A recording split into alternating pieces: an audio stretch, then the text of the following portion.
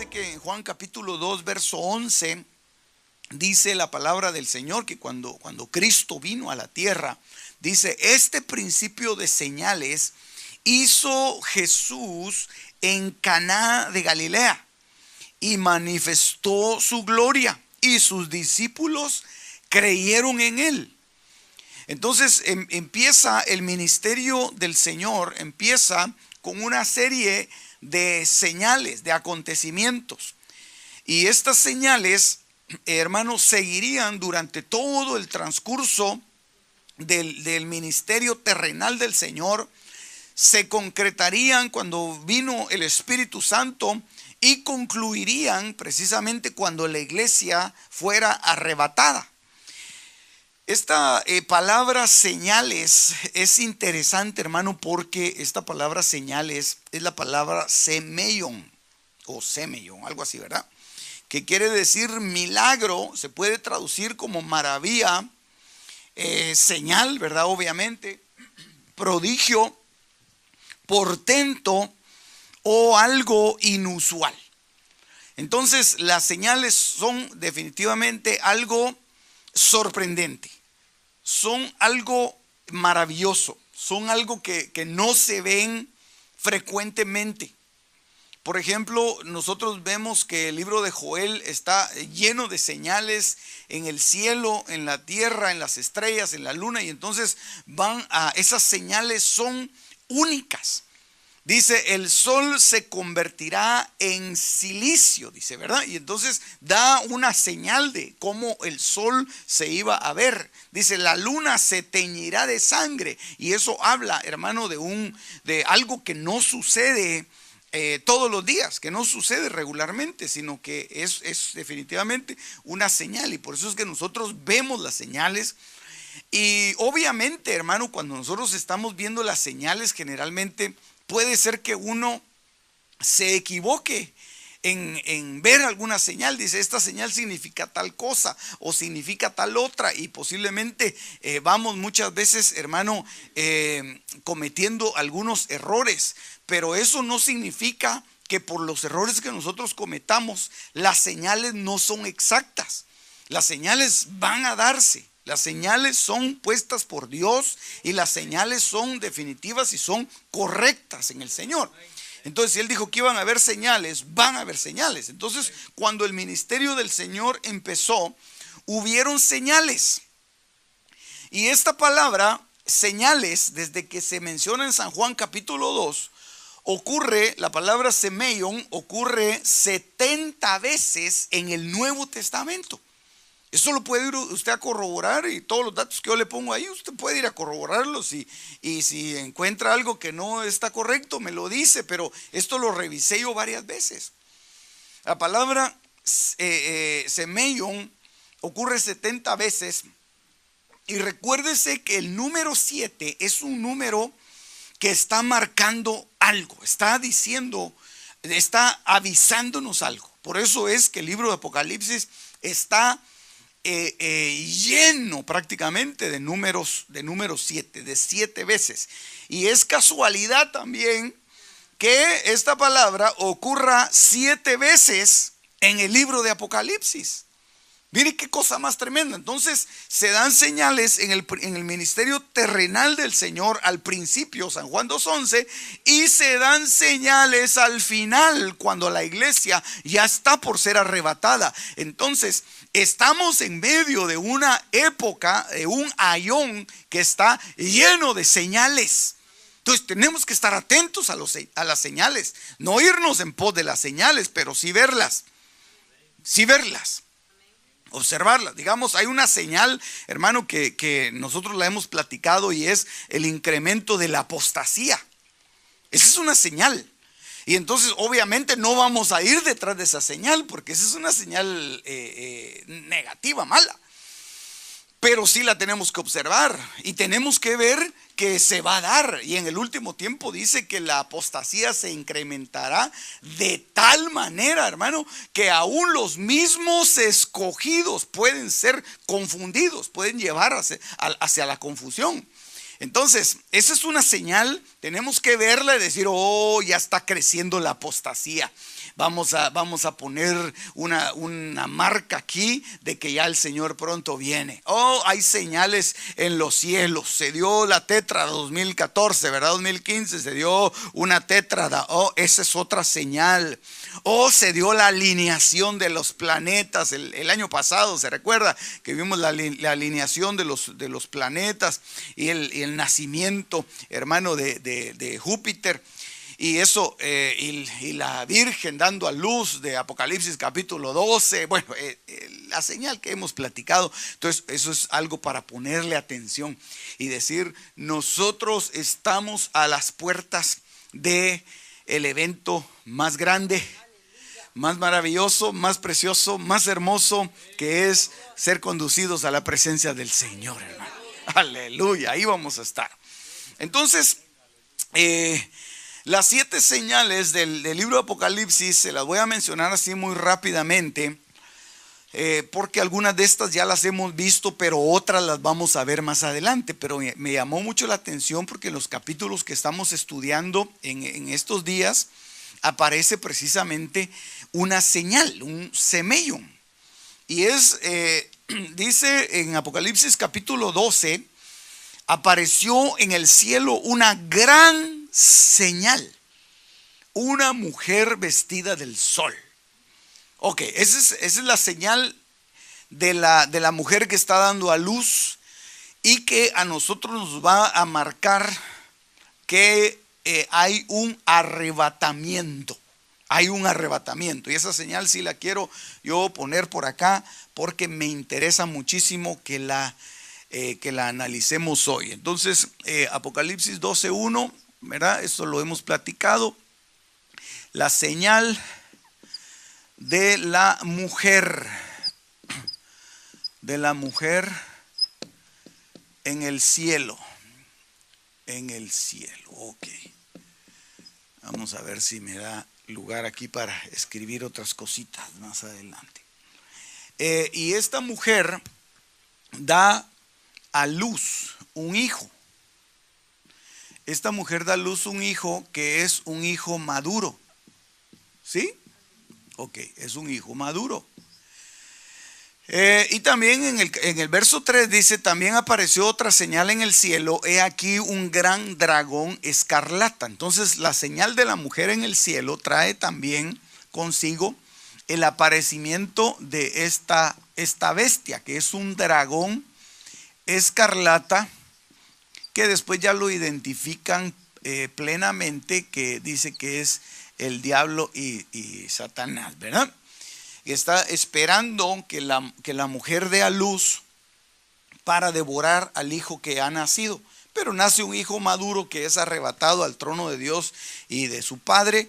Y entonces él se va a hacer guerra contra la simiente de la mujer que es trasladada al desierto. Y eso representa el otro grupo de hijos, de hermanos nacidos del mismo vientre, a la manera de Jacob y Esaú, nacidos del mismo vientre en el mismo momento.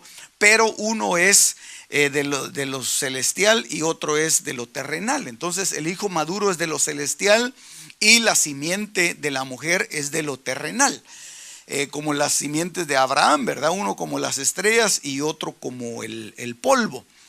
También dice, hace grandes señales de tal manera que aún hace descender fuego del cielo a la tierra. Ahí vemos otra vez, y se lo marqué con amarillo, la palabra señales.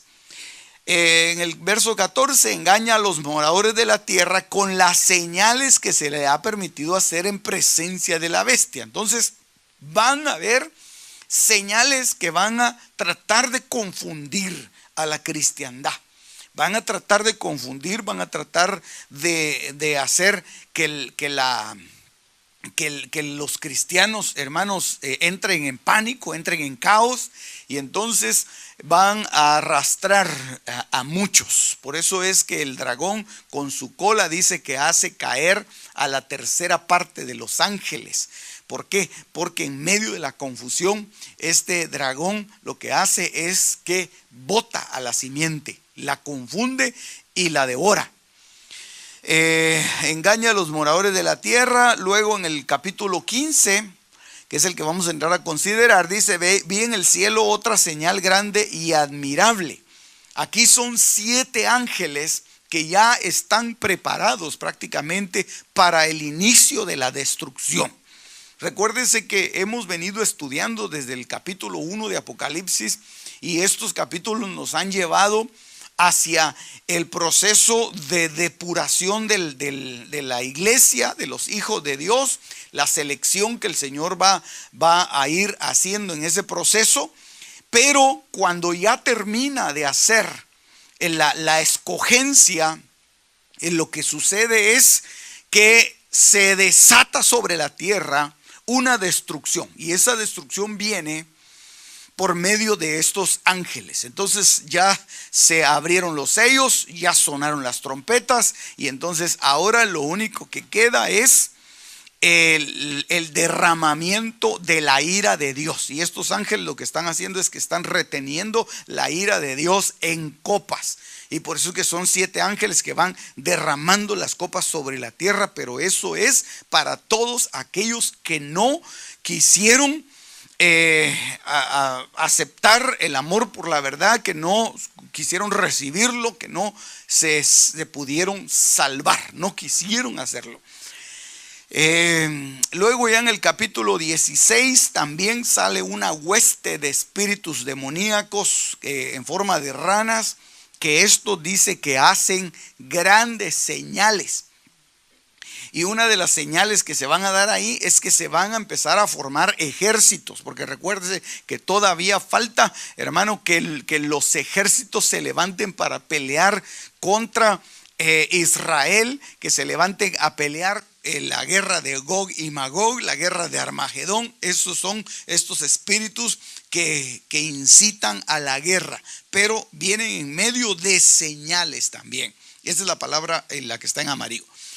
Y por último, en el capítulo 19 dice: el falso profeta que había hecho delante de ella las señales con las cuales había engañado a los que recibieron la marca de la bestia. Entonces este falso profeta ha venido haciendo una serie de señales impresionantes en favor de la bestia, para que todos le den adoración a la bestia, que todos adoren a ese personaje. Pero el que va a manifestar las señales va a ser el falso profeta. Entonces aquí se terminan las señales con el falso profeta, y entonces se establece un reino nuevo, ¿verdad?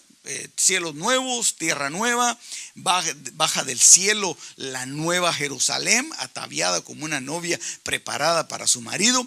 Y entonces, hermanos, se establece un gobierno perfecto, digámoslo así, ¿verdad? Ok, donde el Señor se sienta en el trono de David.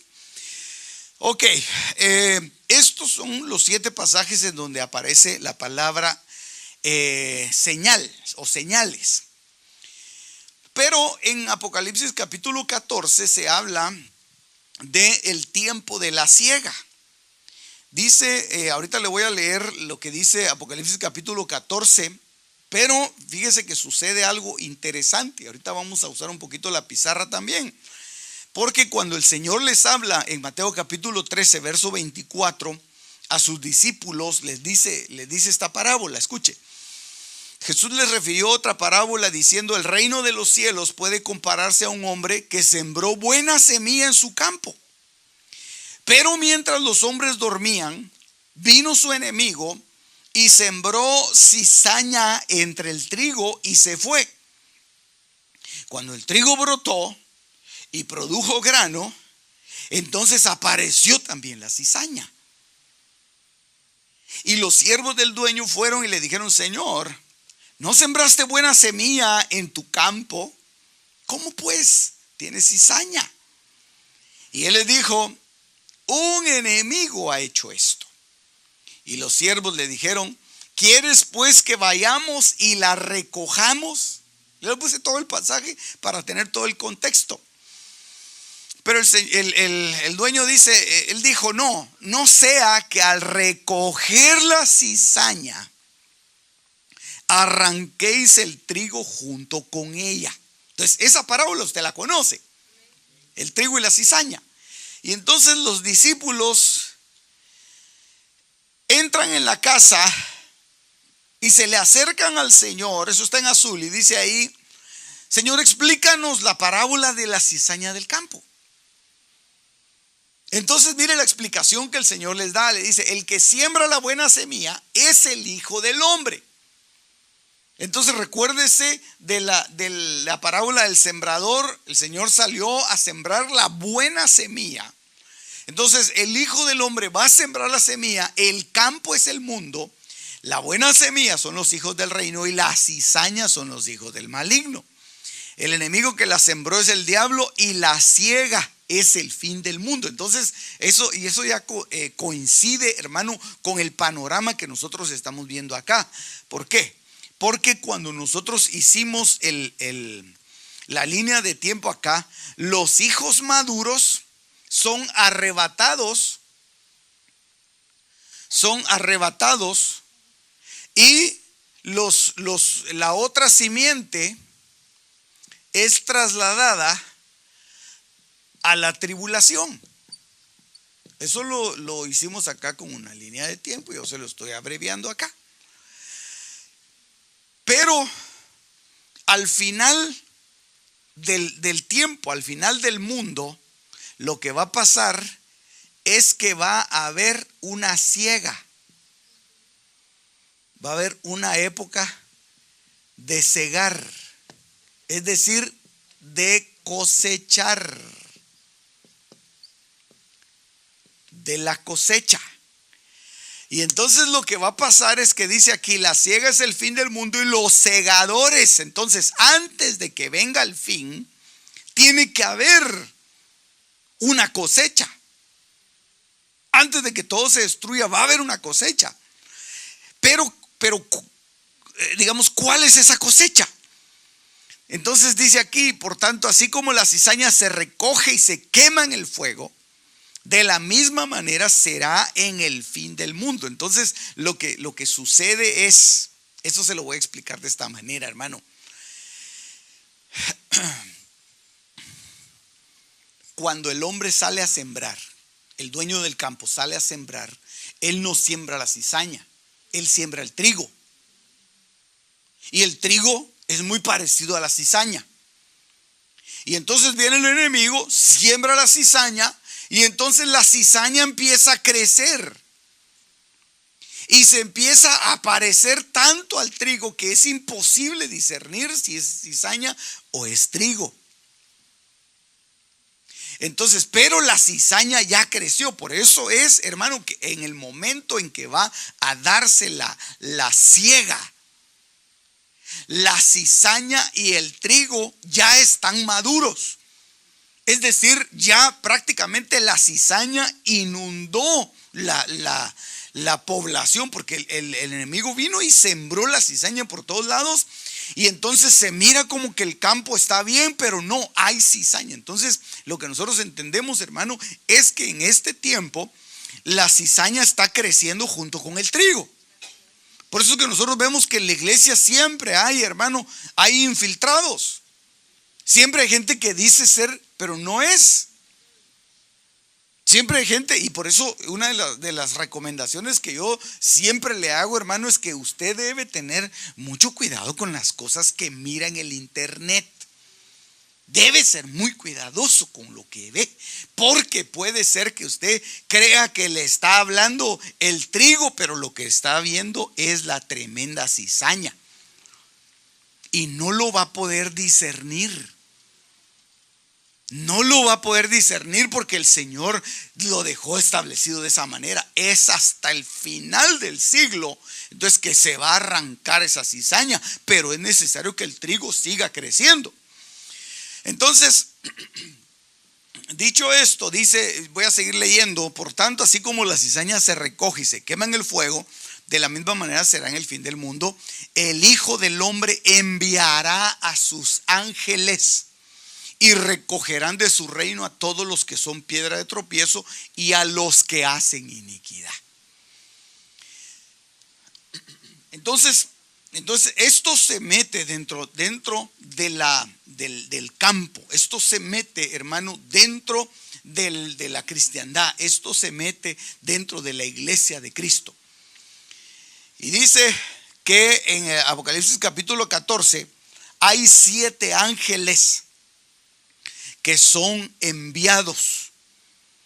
Son enviados con el propósito de efectuar la siega y con el propósito de efectuar el juicio sobre la cizaña. Por eso es que en Apocalipsis capítulo 14 usted ve que hay 7 ángeles. Ahorita se los voy a mostrar. Y vi volar en medio del cielo a otro ángel que tenía un evangelio eterno. Entonces, todo lo que se ciegue va a tener que ser contrastado contra el evangelio, contra la palabra, porque la palabra es salvación para los que se salvan, pero piedra de tropiezo para los que se pierden. Apocalipsis capítulo 14 verso 8, le siguió otro ángel, el segundo, diciendo: cayó la gran Babilonia. Ese es el anuncio que se da, hermano. ¿Por qué? Porque los hijos del maligno están siendo desenmascarados. ¿Por qué? Por los ángeles, no por el hombre, por los ángeles. Por eso a nosotros no nos toca, hermano, decir si es cizaña o es trigo. Lo que nosotros tenemos que hacer es esperar que llegue el tiempo de la manifestación para saber si es cizaña o es trigo. Entonces lo siguió otro ángel, el tercero, diciendo a gran voz. Ok, ese es otro ángel que aparece ahí en el capítulo 14.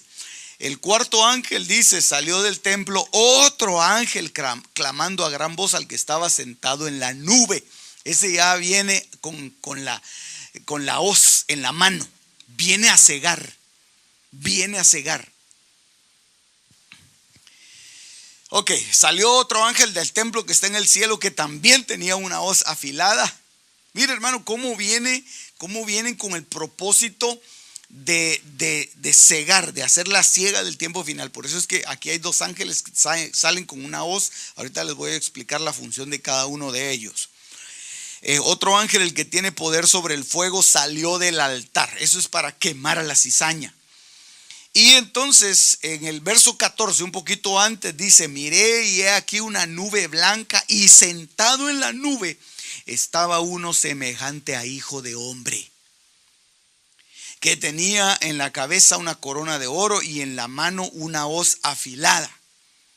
Esto, hermano, esta es la representación de la divinidad. Esto es el ángel de Jehová. Dice: el Hijo del Hombre enviará a sus ángeles. Es decir, que él viene comandando a aquellos segadores, los que van a cegar y los que van a quemar, los que van a ser tirados en el fuego y los que van a ser amontonados en manojos en los graneros del Señor. Pero eso es un tiempo, hermano, de una cosecha impresionante. Es una cosecha muy grande. Entonces, este está mejor. Entonces, esta primera etapa de los hijos maduros, estos ya no tienen problema. ¿Por qué no tienen problema estos? Porque ya se fueron. Esos fueron arrebatados. Entonces, estos son llamados primicias. Y hablamos de estos en Apocalipsis capítulo 7. Y también aquí en el capítulo 14, en el verso 1, se menciona que dentro de estas primicias hay un grupo selecto, hermano. Que son 14,000, ¿verdad? Son 144,000. Estos, hermano, son un grupo élite que son sacados de las primicias. Pero las primicias, además de este nombre, nosotros los conocemos de otra manera. Lo que dice Tesalonicenses, ¿verdad? ¿Y qué otro nombre? Más que vencedores. Perfecto. Más que vencedores. Ok, así lo voy a dejar. más que vencedores. Entonces, ¿qué falta aquí? El hijo maduro es arrebatado, las primicias son arrebatadas, pero esto no es la totalidad. Falta la cosecha. Esta es la primicia. Luego falta la cosecha, ¿verdad que sí? Ok, cosecha. Por eso sí, sería bonito tener una iglesia que se llame La Primicia. ¿Verdad? ¿Qué nombre le gustaría a usted? La Primicia, ¿verdad? Ese sería un nombre más bonito. Ok, la cosecha y el rebusco. El rebusco, que es lo último. Ok, de eso estamos hablando ahorita, las tres cosechas. Y estas se mencionan en Deuteronomio capítulo número 8, verso 8, cuando el Señor le habla a su pueblo y le dice: yo los he introducido en una tierra en donde hay principalmente tres cosas. Hay trigo, hay cebada y hay uvas. Hay trigo, hay cebada y hay uvas. Entonces las tres cosechas vienen en función precisamente de estos tres elementos. Entonces, ¿cuál es el que se cosecha primero? Digamos, si hablamos de una cosecha de trigo, pues obviamente, hermano, de una cosecha de trigo hay trigo aquí, trigo aquí, trigo aquí. Pero en el caso de las primicias, era lo mejor. Entonces, si el campo estaba sembrado con cizaña, el labrador, el dueño llegaba y él tenía que examinar, hermano, gavía por gavía, porque era la primicia, era lo mejor. Entonces no se pudo salvar aquí la cizaña. No, la cizaña no se salva, la cizaña se pierde. Pero de lo mejor de la cosecha se saca la primicia, y luego entonces ya se mandan a los segadores para que vayan a segar, pero esa siega se hace, hermano, en una función celestial. Lo hacen los ángeles de Dios. Eso es lo que dice la parábola de Mateo 13. Entonces dice Éxodo capítulo 9, verso 31 y 32. El lino y la cebada fueron destruidos, pues la cebada estaba en espiga y el lino estaba en flor. Pero el trigo y el centeno no fueron destruidos por ser tardíos. Entonces yo le puse ahí un ejemplo de una pieza de lino, porque yo no sé si usted la había visto alguna vez, pero una pieza de lino es una tela, hermano. Según estaba viéndola yo en las especificaciones que dicen los que cosechan este tipo de planta, ¿verdad? Que es algo vegetal, el lino. Esto, hermano, tiene la característica de que es una planta muy preciada porque ofrece mucha frescura, es un producto que da, digamos, no se decolora, o sea, tiene muchas características, pero una de las características que me llamó mucho la atención es que es una tela que fácilmente se arruga. Fácilmente se arruga. Y entonces, como nosotros somos llamados a ser vestidos de lino fino, blanco y resplandeciente, entonces eso quiere decir que nuestro lino puede mancharse fácilmente y puede arrugarse fácilmente. Entonces nosotros tenemos que, hermano, estar atentos a que nuestras vestiduras estén blancas y que estén nítidas. Pero lo interesante de esto es que este lino sirve para vestir a la amada, y lo que está marcando acá la primera cosecha es la cosecha de la cebada.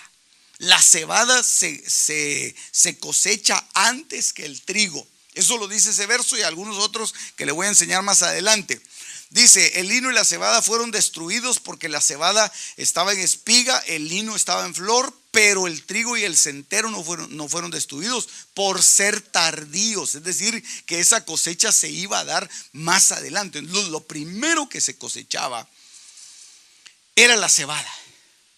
La cebada. Entonces, la cebada viene marcando esta primer cosecha de acá, hermano.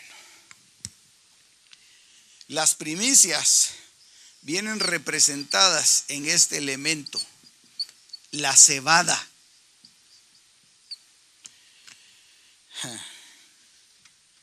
Aleluya. Volvió Noemí con ella y con ella su nuera Ruth la moabita, regresando así de los campos de Moab, y llegaron a Belén al comienzo de la siega de la cebada.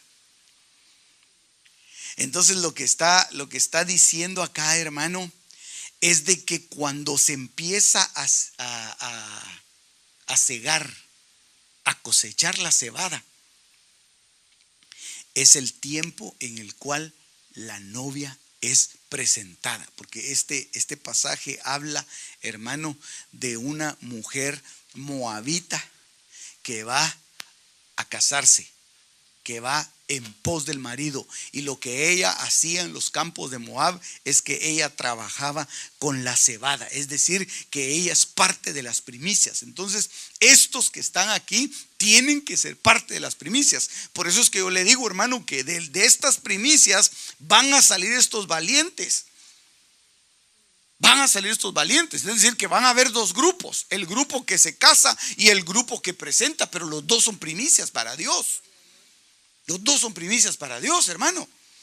Estos regresan y la amada ya no regresa. A la batalla ya no regresa la amada. La que regresa son los guerreros. Por eso es que los vemos regresando acá con un cántico en su boca, los 144,000. Ok. Entonces, estos más que vencedores son cosechados al principio. Oiga esta historia. El segundo libro de Samuel, capítulo 21, verso 8. Esta es una figura impresionante. El rey dice, tomó a los dos hijos de Rispa, hija de Ah, Armón y Mefiboset, que ella había dado a Saúl, y a los 5 hijos de Merab, hija de Saúl, que ella había dado a Adriel, hijo de Barzilai Meholatita, y los entregó en manos de los gabaonitas, que los ahorcaron en el monte delante del Señor, de modo que los 7 cayeron a la vez. Les dieron muerte en los primeros días de la cebada, al comienzo de la cosecha de la cebada. Entonces, cuando empieza la cosecha de la cebada, empieza la tribulación. Y mire qué figura más impresionante acá, porque dice que esta mujer Rispa, hija de Aja, tomó tela de silicio, la tendió para sí sobre la roca desde el comienzo de la cosecha hasta que llovió del cielo sobre ellos, y no permitió que las aves del cielo se posaran sobre ellos de día, ni las fieras del campo de noche. Entonces está hablando, hermano, de que hay una cosecha de cebada. Se van los más que vencedores, pero entra en un proceso de oscuridad sobre la tierra. Tinieblas cubrirán la tierra, dice la palabra. Entra en un proceso de oscuridad, pero de alguna manera Dios siempre deja, hermano, una cobertura para trabajar con esta cosecha, y aún una cobertura para trabajar con esta que está aquí, hasta que todos sean arrebatados. Aleluya. Muy bien. Jueces capítulo 6, verso número 11. Vino el ángel de Jehová y se sentó debajo del alcornoque que está en Ofra, el cual era de Joás Abieserita, y su hijo Gedeón estaba sacudiendo el trigo en el lagar. Entonces aquí ya no había cebada, hermano. Esa es la invasión de los madianitas. Esa es la invasión de los hijos del oriente.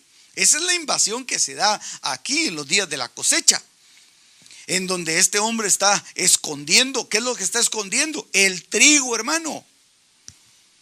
Entonces aquí es donde se cosecha el trigo. Aquí es donde se dan los manojos de trigo. Y entonces ese trigo es cosechado y es separada la cizaña, mientras hay un ataque constante sobre la iglesia de Cristo que quedó y sobre el pueblo de Israel. Es decir, un empobrecimiento del pueblo. Eso era lo que ellos estaban pasando acá. Y el ángel de Jehová se le apareció y dijo: bueno, Jehová está contigo, varón esforzado. Entonces esta es la angustia del trigo, a la angustia que se queda el trigo en los años de la tribulación. Primer libro de Samuel 12:16. Esperad aún ahora y mirad esta gran cosa que Jehová hará delante de vuestros ojos. ¿No es ahora la siega del trigo? Yo clamaré a Jehová y él dará truenos y aguas para que conozcáis y veáis que es grande vuestra maldad que habéis hecho ante los ojos de Jehová, pidiendo para vosotros rey. Recuérdense que aquí hay un rey que está gobernando. Eso ya lo vimos. Es un rey que gobierna, que es la bestia, el anticristo, al que reciben, pero que se opone a Dios, se opone a todo lo que se llama Dios o es objeto de culto, dice la palabra. Entonces, en la siega del trigo, hermano, estos años van a ser años de angustia y de dolor, pero todavía falta más. La cosecha del trigo y falta la última cosecha, hermano, que es la cosecha de las uvas. Y ahorita vamos a ir a Apocalipsis capítulo 14, hermano. Oiga cómo dice el verso 15. Y del templo salió otro ángel, clamando a gran voz al que estaba sentado sobre la nube: mete tu hoz y ciega, porque la hora de cegar ha llegado, pues la mies de la tierra está madura. Entonces, la mies de la tierra está madura. Ya los campos están blancos, están listos para la siega. Entonces los empiezan a cegar.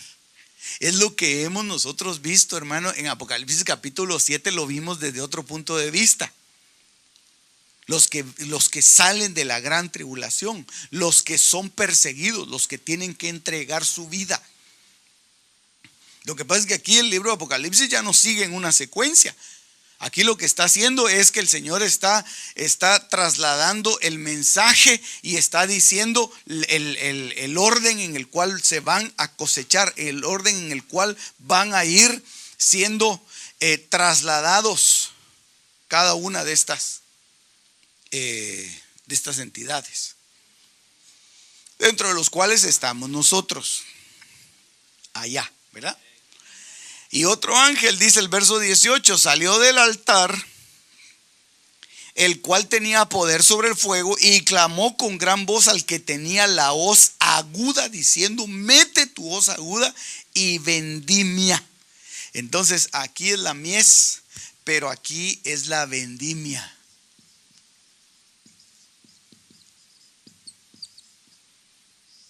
Porque la mies es para el trigo. La vendimia es para las uvas. Y entonces se cosechan las uvas. Pero estos ya son, hermano, los que quedaron hasta y esos ya se volaron toda la gran tribulación, hermano. Esos ya pasaron por todos los tipos de angustia que pudieran haber y todavía fueron recogidos en el último instante. Pero al final de cuentas, gracias a Dios, ¿verdad?, que todavía lograron entrar.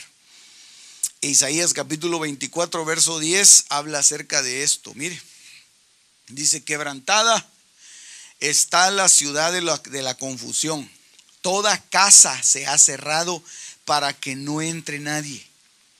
Hay clamores por falta de vino en las calles. Todo gozo se oscureció. Se desterró la alegría de la tierra. En la ciudad quedó desolación y con destrucción fue herida la puerta. Entonces, se recuerda que vimos al principio que uno de los propósitos por los cuales la tierra subsiste es precisamente porque la iglesia está sobre la tierra. Cuando la iglesia se vaya de la tierra, se va la alegría de la tierra, hermano. Se va la sal, se va el preservante, se va la razón de ser de la tierra. Se va. Entonces queda en desolación, y eso habla Isaías capítulo 24. Y el verso 13 dice: porque así será en medio de la tierra, en medio de los pueblos, así como es sacudido el olivo, como rebuscos acabada la vendimia. Entonces los rebuscos quedan hasta el final para ser recogidos, para ser quitados de la tierra antes de que se desate la ira que está contenida en las copas de los 7 ángeles de Apocalipsis capítulo número 15. Los ángeles están listos. En el momento en el que termina esto, se derrama la copa de la ira de Dios. Y ahí sí no va a haber salida, no va a haber salvación. Los únicos que van a estar ahí, hermanos, siendo aprisionados, y eso lo vamos a ver más adelante, es el caso de Israel. El caso de Israel, porque en medio de la tremenda destrucción, Israel tiene que volver. Israel tiene que regresar. Entonces, bueno, aquí ya entramos a otra cosa. Aleluya. Porque esto era lo que habíamos platicado un poquito la vez pasada, ¿verdad? Acerca de los cánticos. Y yo le enseñé ahí un montón de cánticos que habían. Pero, hermano, mire qué interesante es que la iglesia es arrebatada. Y entonces cuando se termina digamos, la estadía de la iglesia en la tierra, lo que sucede es que el canto se traslada al cielo. Entonces como que nosotros, como que la iglesia de Cristo va a ir de alguna manera, hermano, a formar parte de esos coros celestiales, de esos coros angelicales. Y entonces por eso es que se menciona acá, hermano, el cántico nuevo. Y nosotros vemos que en la Biblia hay muchos cánticos nuevos. Yo le enseñé a usted algunos. Y creo que este verso, no sé si ya se lo había mostrado, pero dice que cantaban un canto nuevo diciendo: digno eres de tomar el libro, de abrir sus sellos. Cuando empieza el juicio, cuando se preparan los tribunales, Apocalipsis capítulo 5. Y luego cuando se prepara el juicio para la tierra. Los juicios en los cielos y los juicios en la tierra. Y un canto. No sé si se recuerda de eso, pero cuando se prepara el juicio acá, que es el Bimá, es este verso, mire, Apocalipsis 5:9. Entonces acá hay un cántico. Yo un asterisco le pongo, es un cántico. Entonces viene el tiempo del juicio. Cuando se prepara el juicio de los que quedaron acá en la tierra, entonces hay un cántico.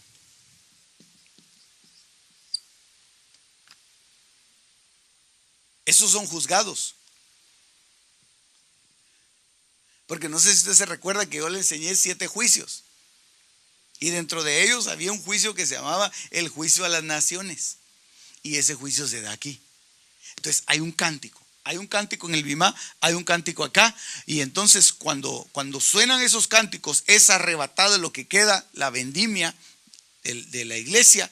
Y entonces se da un cambio de ayón en la tierra. Y entonces empiezan a venir los juicios y luego de eso viene el establecimiento del reino milenial. Eso lo vamos a dibujar ahí en una línea de tiempo. Ok, los 7 cánticos nuevos, ¿eso ya se lo había puesto o no se lo había puesto? Ya se lo había dado, ¿verdad? No me contestó, el hermano me contestó. Aquí están los 7 cantos, mire. 7 cánticos nuevos.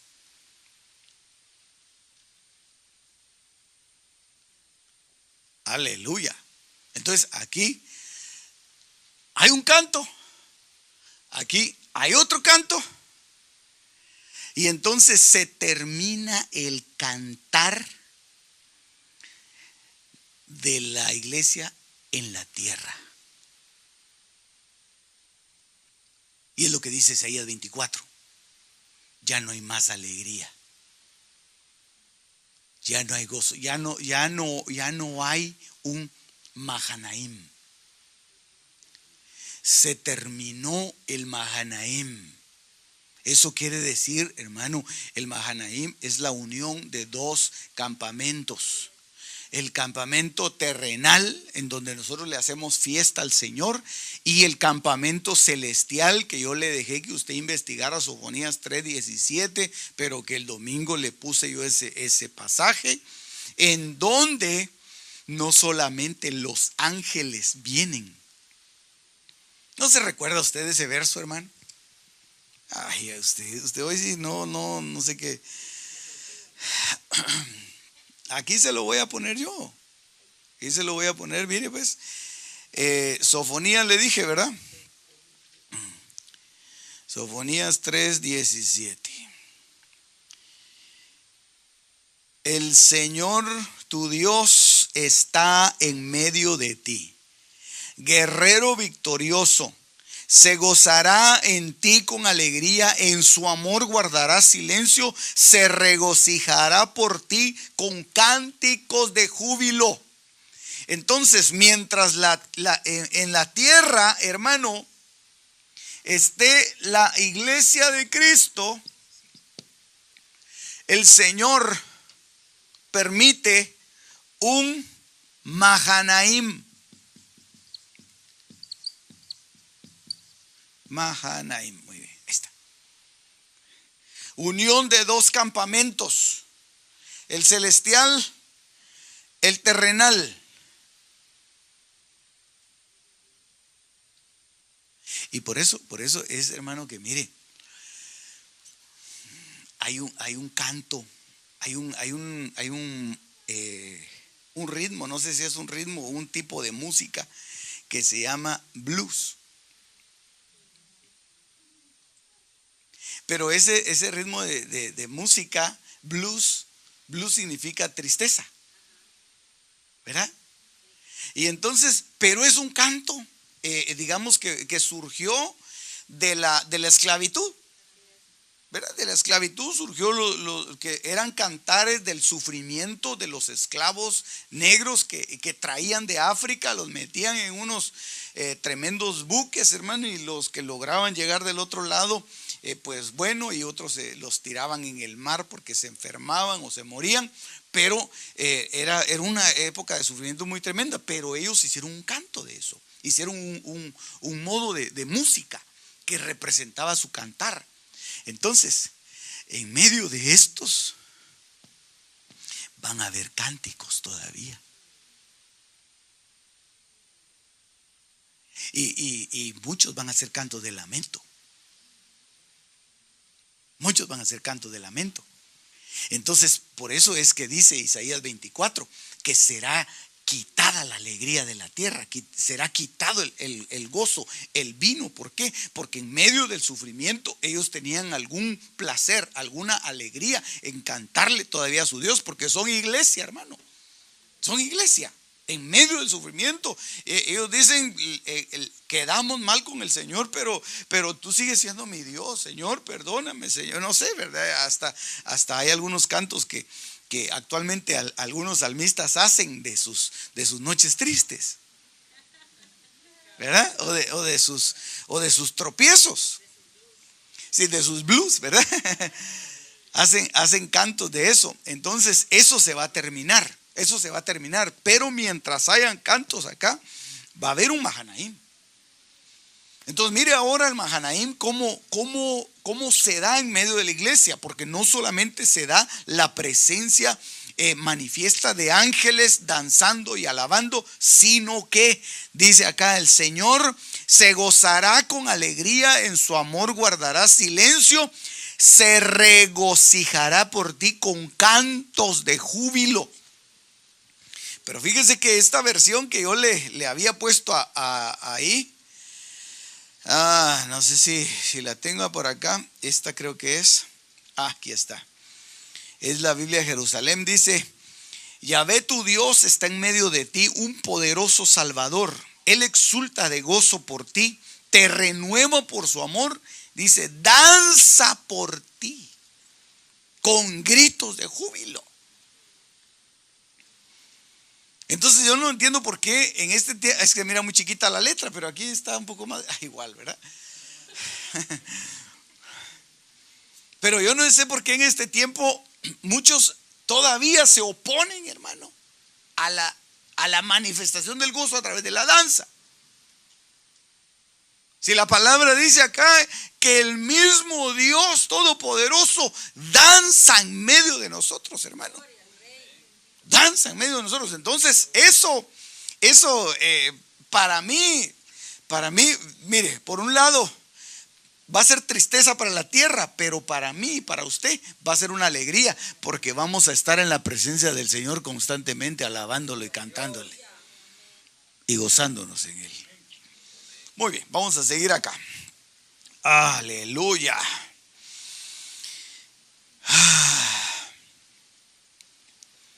Tengo unos minutos todavía. Esto ya no se lo voy a enseñar porque la vez pasada no lo pudo leer usted, hermano. Mire.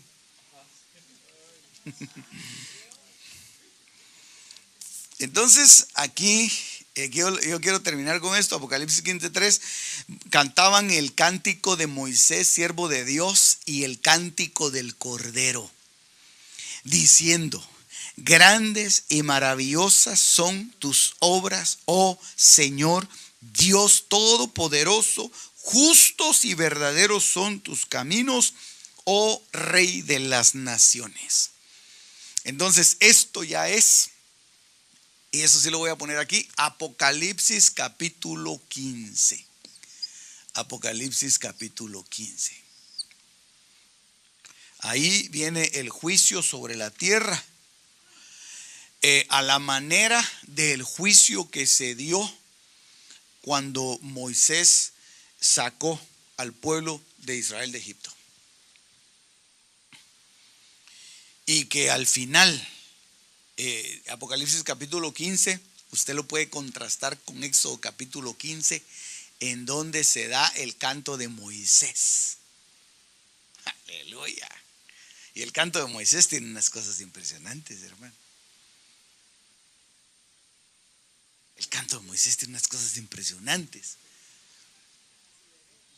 Porque fíjese que una de las cosas que estábamos conversando ahí con mis hijos y con mi esposa era que cuando se narra la salida del pueblo de Israel en el Éxodo, dice que ellos atravesaron el Mar Rojo y que las aguas se detuvieron a los lados como un muro. Y que cuando ya ellos habían pasado, entonces las aguas se vinieron encima de los ejércitos y los destruyeron. Pero cuando canta Moisés, dice específicamente cómo fue que sucedió eso. Porque hay una versión, y eso se lo dejo también para que usted lo investigue, porque no se lo va a dar todo aquí. Hay una versión que dice que las aguas que cayeron encima, eso es en el canto de Moisés, que cayeron encima de los ejércitos que perseguían al pueblo de Israel se cuajaron como hielo. Entonces, lo que sucedió es que las paredes se convirtieron en como que se hubieran convertido en un muro como el que quiere construir Trump, ¿verdad? Solo que de agua congelada, de agua cuajada, hermano. Y cuando ya habían pasado ellos, se les vino encima y fueron destruidos. Qué cosa más impresionante. Eso está en el canto de Moisés. Y por eso es, hermano, que aquí estos 144,000 cantan, aprenden ese cántico precioso, hermano, que es el canto de Moisés. Grandes, maravillosas son tus obras, Señor, todopoderoso, justos y verdaderos tus caminos, Rey de las naciones. Muy bien, solo creo que tengo un minutito más y nos vamos. Moisés como figura de los más que vencedores.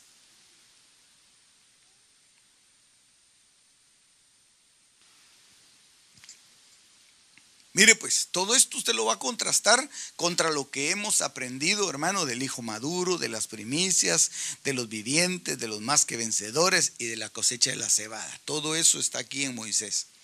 Primero, nacido antes del alumbramiento. Eso está en Éxodo 1:19. Y eso lo dice Isaías 66:7, ¿se recuerda? La mujer que dio a luz antes de tener dolores de parto.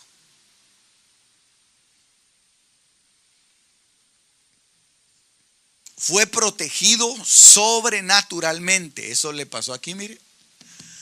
Apocalipsis capítulo 12. Eso fue Moisés, protegido sobrenaturalmente. Tanto, hermano, que lo escondieron en el palacio de Faraón. Fue perseguido para ser muerto. Esto es Apocalipsis capítulo 12, ¿verdad? Y también Faraón lo persigue. Faraón, figura del diablo, persigue a los más que vencedores para matarlos, pero no los puede encontrar. Es llevado por Dios a Horeb. Los más que vencedores son trasladados al cielo, a la tierra santa. Por eso es que cuando Moisés se encontró con la zarza ardiendo, el Señor le dijo que se quitara su calzado, porque lo que estaba sucediendo ahí era que lo estaban trasladando a la dimensión, a la tierra de los vivientes. Se le encomienda la misión de sacar al pueblo, a estos también. Por eso es que hay estos que regresan y tienen la tarea de acompañar al pueblo. Eso lo vimos cuando hablamos de los testigos, ¿verdad? Trabaja junto con Aarón, ahí están los dos testigos. Por eso fue que le puse aquel diagrama de los testigos, ¿sí? Vaya. Trae las primeras plagas sobre Egipto. Y eso es lo que sucede acá, hermano, porque cuando aparece Moisés empiezan a surgir las copas de la ira. Lleva al pueblo al desierto. Bueno, y eso habría que explicarlo también, porque cuando estos se van aquí arriba, que son trasladados, salen de Egipto, de la tierra. Entonces caen las plagas sobre ellos, ¿verdad? Entonces entran en un proceso de tribulación, que ese es el desierto. Lleva al pueblo al desierto y bueno, en el desierto es sustentado, ¿verdad? Sustenta al pueblo por 40 años. 40 es un número que define la gran tribulación. Y en Números capítulo 33 habla de 42 jornadas, que si hacemos el cálculo serían 1260 días, o sea 42 meses. Eso está en Números capítulo 33.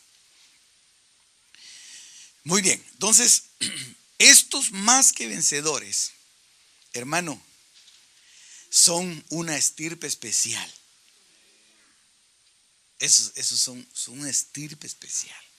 Que son sacados, que son probados, son llevados al desierto, son pasados por el fuego, son pasados por tantas pruebas, pero salen dentro de las primicias.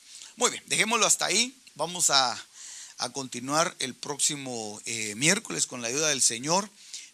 Póngase de pie y vamos a hacer una oración.